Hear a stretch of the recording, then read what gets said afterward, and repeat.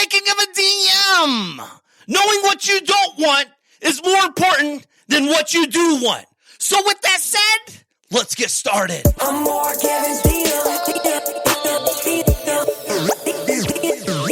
I'm more Kevin's DM. I'm here to help and teach him what I know and how I did it to discover freedom. There ain't no question more Kevin's when he step in the door. He's closing deals. Time to tell him what the DM stand for. I'm a deal maker, but I'm not just a deal maker. I'm a dream maker.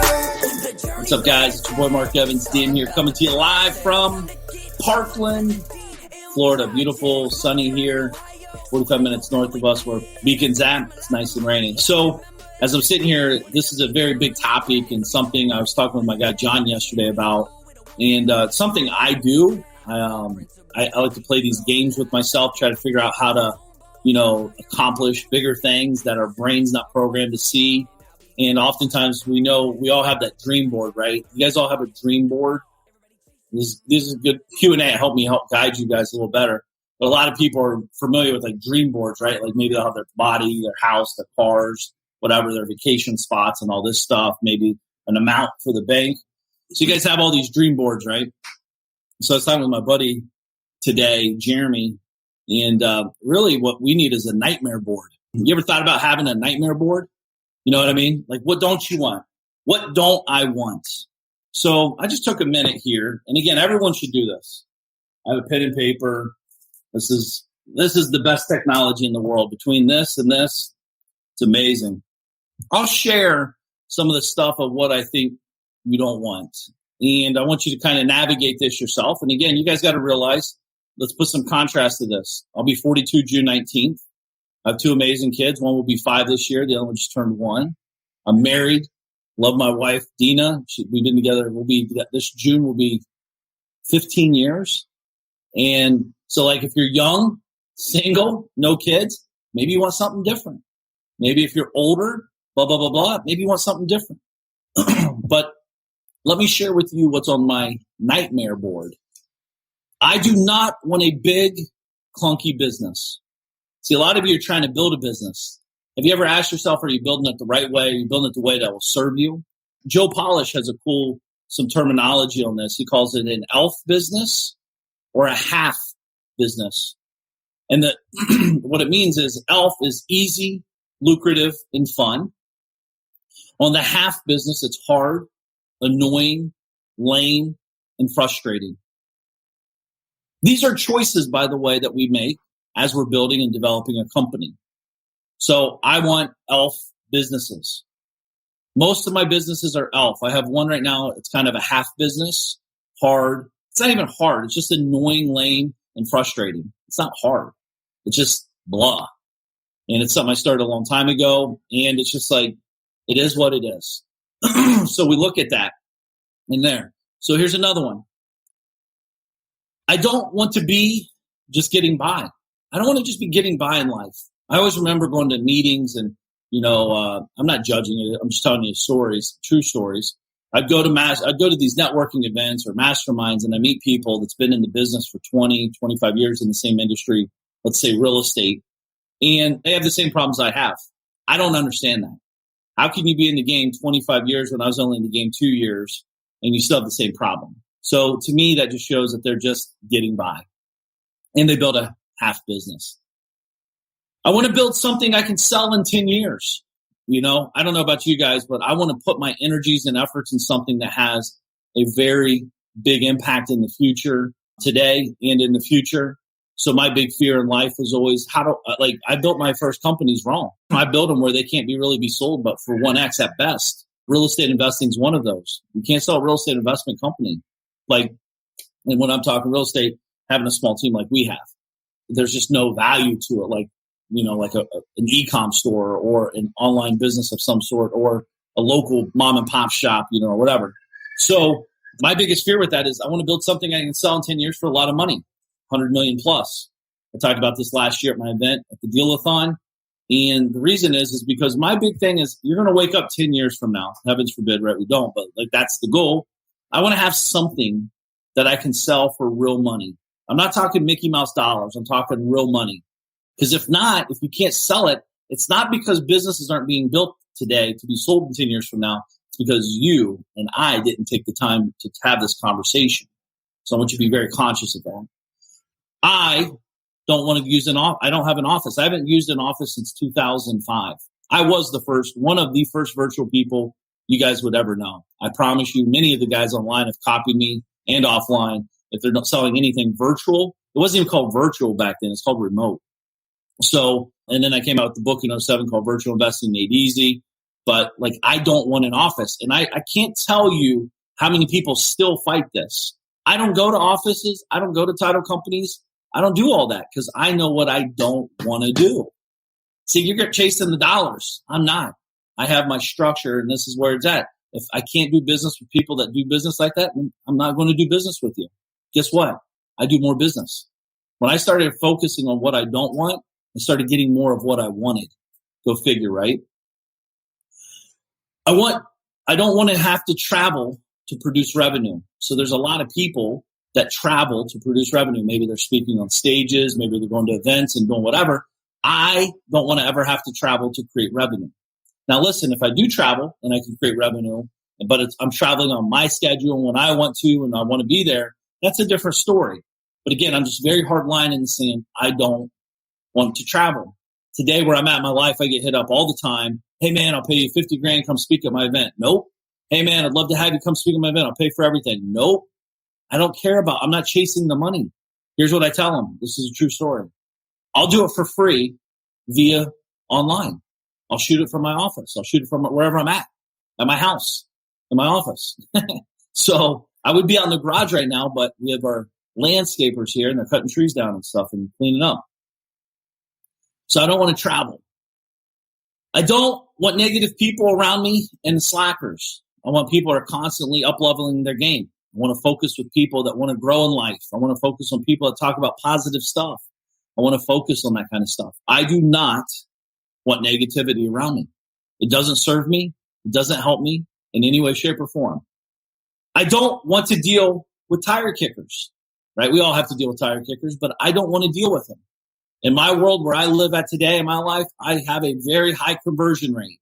Why? Because I've created an infrastructure to sort out the BS to the opportunities.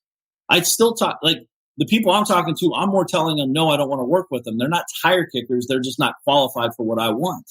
Because again, I know what I don't want. I don't want someone that's needy. I don't want someone that's lazy. I don't want someone that's negative. I don't want someone that has money that just wants to buy and try to act like they can get rich doing nothing. I don't believe in it. I don't do it, and I will not do it, period, right? I don't want to miss family events and important moments. There's nothing in business that I want to miss family events and important moments. I don't want to have create a monster, a company where I would miss big events and big lifelong, like missing my child walk, missing them take their first steps or do this or do that or graduation or whatever. Reminds me of a buddy of mine had a business he built up to about $40 million a year. And it was a pretty good sized business. He had 150 employees. He was cranking. He built everything what he wanted. He never asked what he didn't want. So when you always hear people say, be careful for what you wish for, the reason is on the one side of the wish, there's another side of what you don't want in that wish. Just because you get this piece doesn't mean all this other stuff doesn't follow it. So, but he ended up getting a divorce. He almost committed suicide, truthfully. He had 3 kids and he had a gun in his mouth. He was about to end his life because of the situation. He went bankrupt, lost everything financially. And the good news is he didn't. And now what's awesome is a multi-million-dollar business that serves him. He has money coming in. It's, he's still divorced clearly, but he gets to spend time with his kids now. He has a life that most people dream of. He's on his own schedule. He wakes up when he wants. He does what he wants, and he has revenue that he's built company to build him a massive revenue stream to allow him that luxury and lifestyle. Because he realized on the journey of success of what he didn't want his success to look like. So yesterday, someone asked me like, Mark, I want to hear your steps you got to get to where you're at. The problem with that is my steps and your steps could be totally different. I know what I want. You might not, or vice versa. You might want $1 billion. I might want 10 million. So my steps are really relevant. It doesn't even make sense to even listen to me. I'm not your guy. So I think what you don't want is super important. So this is your nightmare board, what I don't want. You see what I'm saying? I don't want to be normal. I don't want to be normal.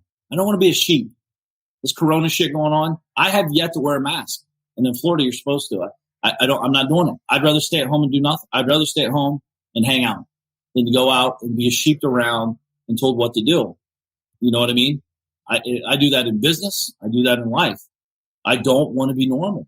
I remember when I went to the doctors, I was getting some blood work, and this is a long time ago. He's like, "Wow, Mark, you're in the normal sections."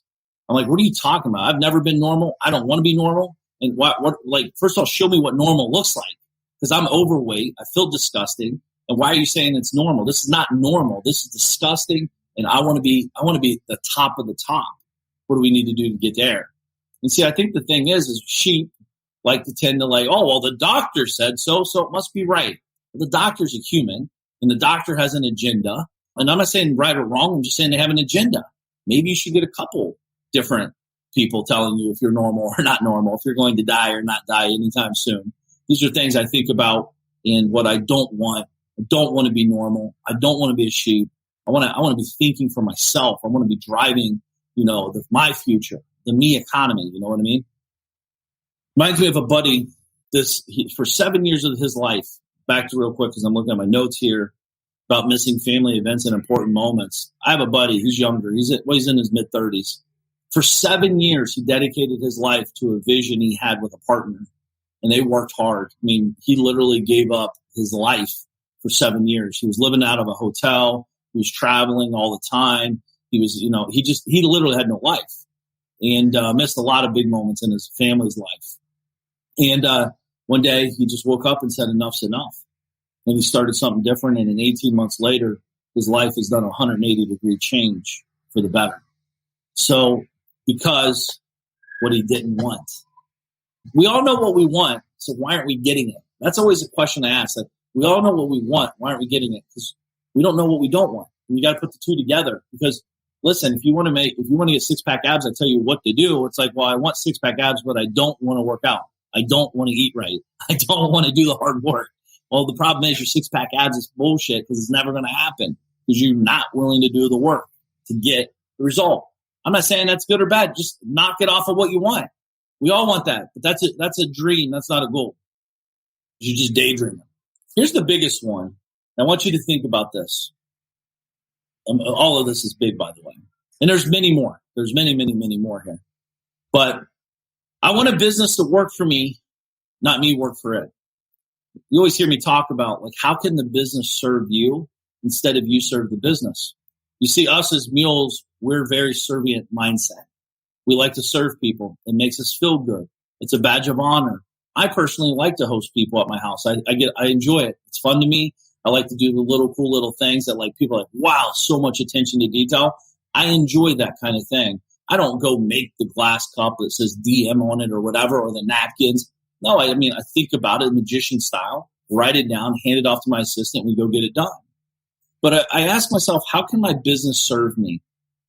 And I have different types of businesses. Some of my businesses, initially the businesses in the beginning, you have to get in there. You have to mule it out and grind it out and figure out certain things and that. I'm not saying you don't do that. It's part of life and business in general. But what you have to realize is that you're a mule, and you have to figure out have you ever asked yourself, when can my business serve me? I didn't ask this question for 12 years of my life in business. I literally said, what can I do to make more money? Who do I need to sell? What do I need to buy? What can I invest in? I need to make more money. It was always me, me, me, me, me. If it's not me doing it, it's not getting done. And I never stepped back and said, how can the business serve me? And what I've realized through businesses, different businesses have different problems and opportunities inside of them. For example, in my real estate company, everyone that comes to work for us thinks they can make $1 million a year doing nothing. That's not the case. They take for granted of what it's taken me to get to where I'm at. They don't realize that I've built a reputation. Everything I said I was going to do, I've done and beyond. Not only that, my consistency. I'm always consistent. I'm persistent. I follow up. I follow through, and I execute with intention. And what the team, when they come under us, the team, they forget that they're riding my coattails on that journey, which is fine. But listen, in business and in life, it's not as easy as just wake up and do a deal. Yes, you can do that once or twice. But what happens when you don't make a deal? What happens when you get sued? What happens when the deal goes south and you just lost your $6,000 earnest money that you put down on the property because it was such a sure thing? What happens? See, the problem is like in that industry, I think this goes all with sales. In that industry, people, it's the personality type you're drawn in. They tend to think they can do all this and it's easy because they'll see me post, oh, I made $100,000 today on this deal. Yeah, but what about the 72 months prior that we barely scraped by? See, we forget that story. We forget that. We forget all that stuff because we're so focused on now, right? And that's a problem in that industry. It's a very big problem. And if you're in that sales world, you know exactly what I'm talking about. Your assistant wants to be the billionaire. Your sales guys are going to be trillionaires. They know everything. But yet they don't have the balls to spend $1 on marketing. They have a relationship because of you, because of your brand and your business. It sucks, but it's part of that nature of that beast. And not only that, I've never looked at that as competition. I've looked at it as collaboration. I want to do deals with them, but guess what? No one ever lasts because, again, they're taking for granted of what we do as a business owner. It's hard. It's big decision making. And more importantly, what we're talking about today is I know what I don't want. I don't want people that are looking for a way out. I want to work with people that want to work and look to build a future, build a business with a team. That's what I want. That's what I am about. So that's one side of it. And then I have other companies at the end of the day, like literally they're the most hands-off, passive can be, income streams in the six figures at a high six figures a month level. So you sit there and think like, I could make this, fighting this and getting punched in the face and screaming and fighting and clawing and yelling, or I can shift my energy and efforts over here and build something that's sellable, scalable, produces great revenue. It's easy, lucrative, and fun. It's passive. It's active. Right? See what I mean? But it all starts with what I don't want. And writing this down is very important. As I think about everyone I know in business, it's critical. As Beacon has on here, it's your nightmare board. What are some things you don't want? I'd love to ask you guys. If you have any deeper questions on this, I'd love to talk about this. But what don't you want? What aren't you willing to trade for to get X? You understand the problem in this is when your dream board's up there, like we talked about this yesterday, I believe, I have a bunch of them. But again, it doesn't matter for you. It's a stupid question. Here's why. Whatever I say, it doesn't matter because it's what I want. It's what I'm good at. Unique abilities, core abilities, what I don't want, what I want. You guys, what I've realized is we ask questions because we don't know what questions to ask. So I'm not beating you up on this. It's like the question doesn't serve you. What if I said I sold dildos? That's my most passive business. I mean, it's pointless. You guys do know there's people that make millions of dollars selling dildos, right? Do you know there's people that make molds to create dildos and sell dildos? I know my boy Sean Whalen was talking about this at my event last year. Do you guys understand there's lots of ways to make money passively? You could be an investor. You could be on a board. You could be the creator and hire a team. They all have all these different things. There's so many ways to make money. Making money is not the problem, folks. You guys realize that. It's you. You're the problem. You're the cog in the wheel. It's all you. It's infinite ways to make money. Infinite. Someone sold us this candle. I don't know where, who, how. I talk about that in Money Goggles. That'll be a show one day. But let me take notes. This is my technology. I'm taking notes. Money Goggles. I'll share those stories with you one day. But like for you guys understanding, like you guys have to ask better questions. My questions to you, what are you good at? What do you love to do? Where's the opportunity? What's that work to solve? What problem exists in your industry that you can solve and get a fee for? What don't you like? What do you like? Do you want a big business? Do you want a small business? See, that's why I'm a good mentor because I actually give a shit. I'm not just answering vanilla answers here. Oh, I send emails. What the hell does that mean to you? It means nothing. It just keeps you confused, keeps you like, you can't do what I do. The truth is, you could probably do it better than I do it, because you have this conversation that it took me 18 years to have. You know what I mean? So start off with, what don't I want? What do I want? What am I great at? Where do I want to be at? How much money do I want to have? What's in my account? What's my activity? Am I in an office or not an office? I don't, 100%. I do not go to an office. I haven't since 2005. I hang out. My commute is 0.2 seconds to the bed, to my home office, or in the garage, or out back. It's there's lots of great books out there. I've read thousands of them, 6,000 or so, I believe, maybe more. I've read a lot of books, and it's the only thing that saved me, because knowledge is so powerful. Most of you guys won't even buy a book for $15. No, most of you. Get the book, magicianversemule.com. Gustavo, no office, complete freedom. I don't know, man. I've had it since 2005.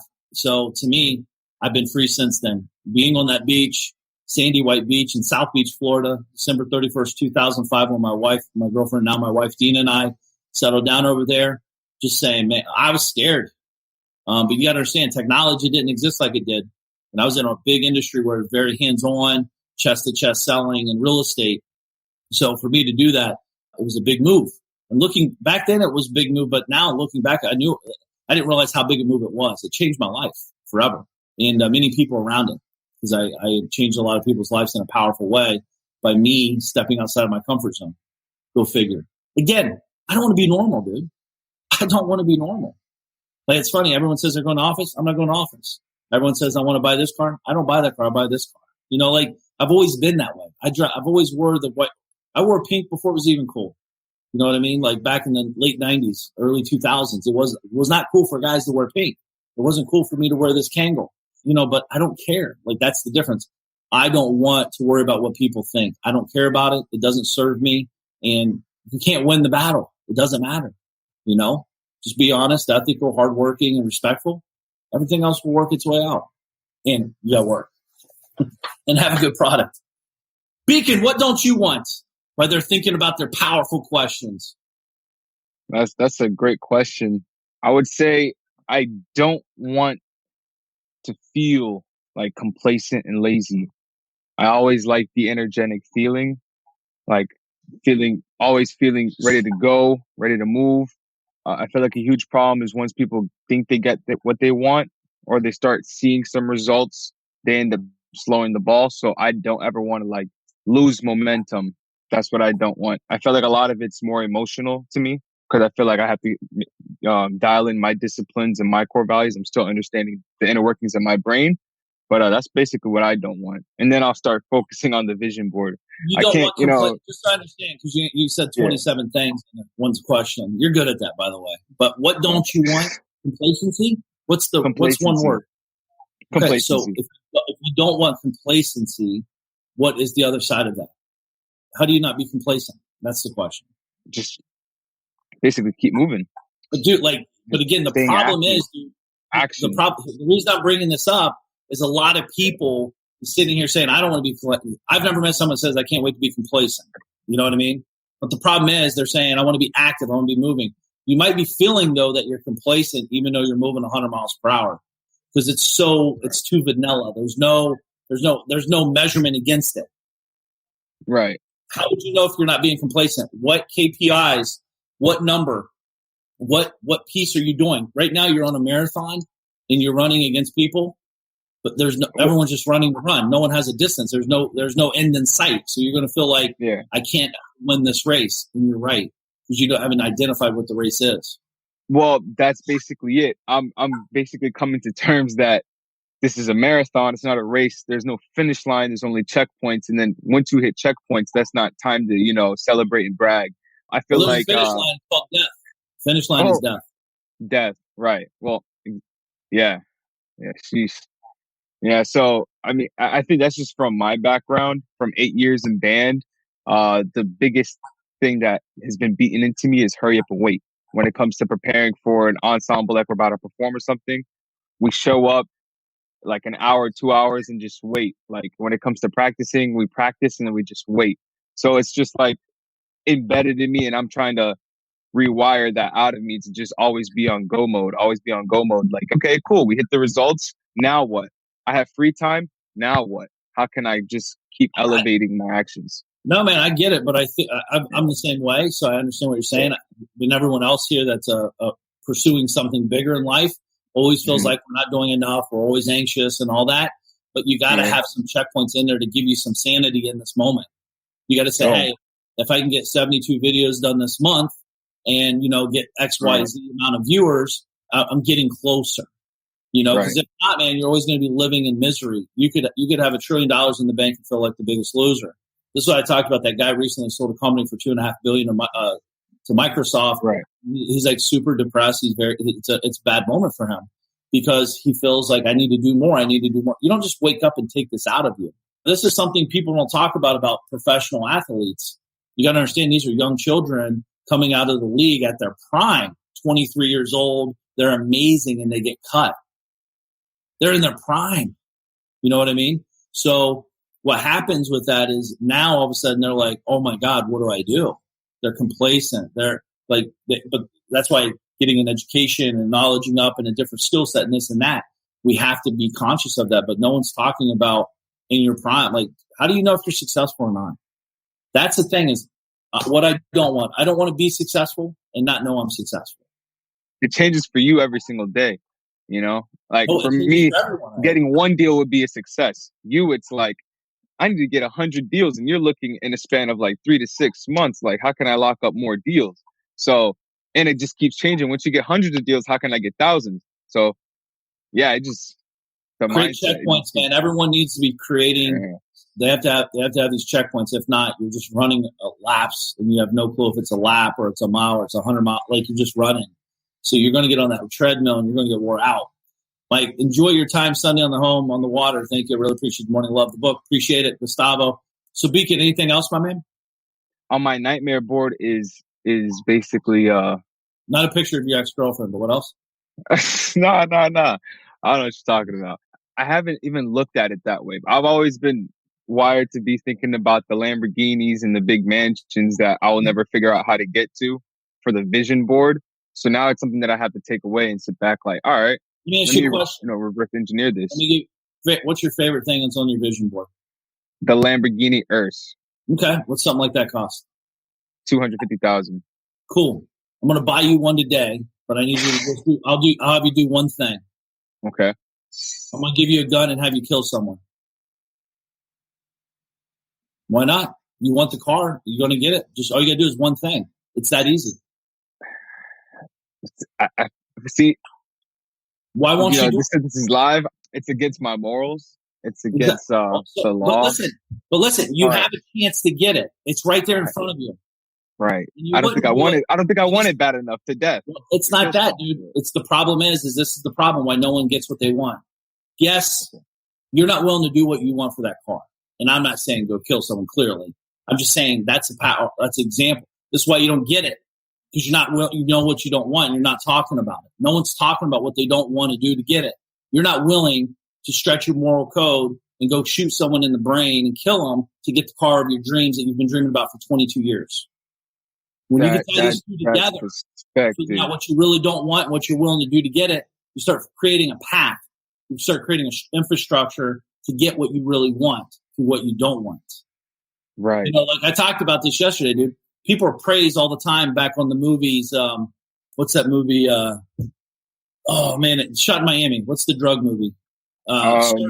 Scarface. Oh, Scarface. Everyone wants to be Pablo Escobar. Everyone wants to be the Scarface and all that. Dude, I've never understood it. Because in those movies, listen, they think that's what they want. I want the cars. I want the lifestyle. I want the cool clubs. I want the money. I want this and the girls and this and that. Okay? Are you willing to kill people? Are you willing to look over your shoulder 24/7? Because you only know there's two ways out of that whole world, death or prison. It's the only way you're getting out. And the death won't be a good death. It's going to be a very miserable death and all that, right? So they're saying, I want this. That's how moral compasses get adjusted through the process because they don't know what they want. And not only that, you said, Mark, you see it a little different. I do because I'm asking a question, how can the business serve me, not me serve the business? It's easy to do one deal. It's easy to do 10 deals. But once this thing starts scaling, I can't serve it anymore. It's got to start serving me. That takes a different mindset shift where I got to start hiring people, looking at things differently, and start developing me to become a better leader, a better organizer, a better visionary. You know what I mean? Right. Wow. Now I'm about to get off this live and start writing down like what are some things I might low key kill somebody for. Exactly. No, but like to death, and that's the thing I'm trying to get past. You know, like especially like with coronavirus and people just getting free money. I'm not getting any free money, but I'm talking about, people getting free money and jobs laying people off, and it's okay to just stay and relax. Like, there's the cliche people that are like, oh, this is the perfect time to take advantage and, move forward and hop on that new skill you want to learn. But like a lot of those people are, just BSing. And then there's majority of the people who are just sitting back, just like waiting for jobs to be open. And then there's the select few that obviously are pushing the initiative. It doesn't matter if it's rain, snow, sleet, hail, things are on So fire. what are we talking about? What's the point like what would you do? Do you meditate? Like, how do you get so me economy so focused on me that it doesn't matter if there's a hurricane going through? Like, you're always focused on your objectives. Like when like family wants to invite you to something or things of that nature. Like, how do you just get so narrowed in? I know what I don't want and I know what I want. That's how. Like, dude, right. There's a hurricane. What do I do? Like, I can't change the hurricane. Right. I can't change stupid ass people. They getting free money doing the wrong thing. I can't do anything about the government. I can't do anything about getting invited to an event. They're inviting me. But what I can do, I can say no. Or I can say I can't make it, but I can do this. Or I can say, hey, I'm in Florida. There's a hurricane. I can pack my car up and I can drive up north and get away from the hurricane. I'm in control of all that. You feel like that conversation you just said with me, you feel like you have no control. I have control. I guess I'm trying to gain control over the wrong things, which I have no control over. How can you control it? Right. Can you control hurricanes? Yeah, because if you can, dude, you could be a trillionaire. If you can control hurricanes, dude, there's a lot of broke people out there that feel like they're in control of everything. There's a lot of miserable people that are in control. Like, what are you in control of? Right. That's perspective.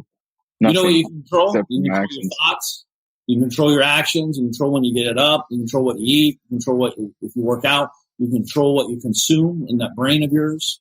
Like, I can't control anybody. Dude. I can't even control my kids. I can barely control myself. Why am I trying to control other things that I can't control? I can't even control the main thing. Me, Right. Wow. Perspective. Dude, people spend so much time thinking about stuff that doesn't matter. Zero impact on the positive. A lot of impact on the negative. Did you know my grandmother used to go to bed with the news and wake up with the news?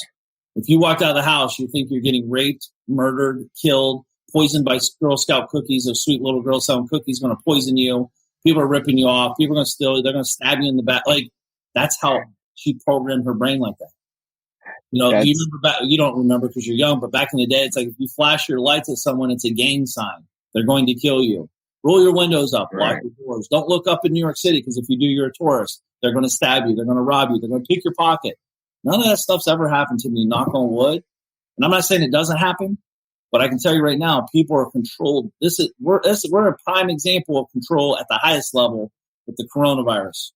Everyone out there walking around with masks on their face. That's a visual representation of control. The mask don't even work. The mask actually could hurt you more than help you. But it's the only way we could show people fear, control visually. It's all fear-based.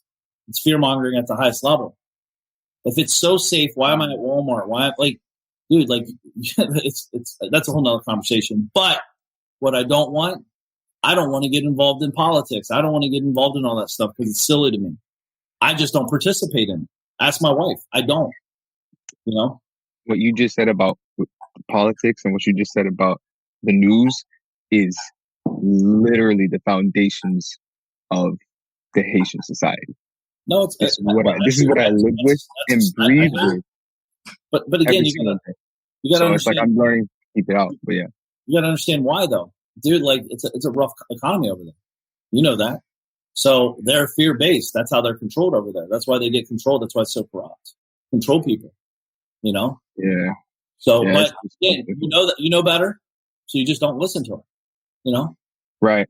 It's all I have been doing. It's just, it's like I'm just building up thick skin on it, until I'm able to just completely get away from it all. So you're never going to get away from it all. Really? It's not going to happen. You just got to be aware of it, that it's happening. This is like mule behavior. When mule behavior is happening, you just got to acknowledge it, be aware of it, and have a path to get out of it. It's okay. It's going to happen.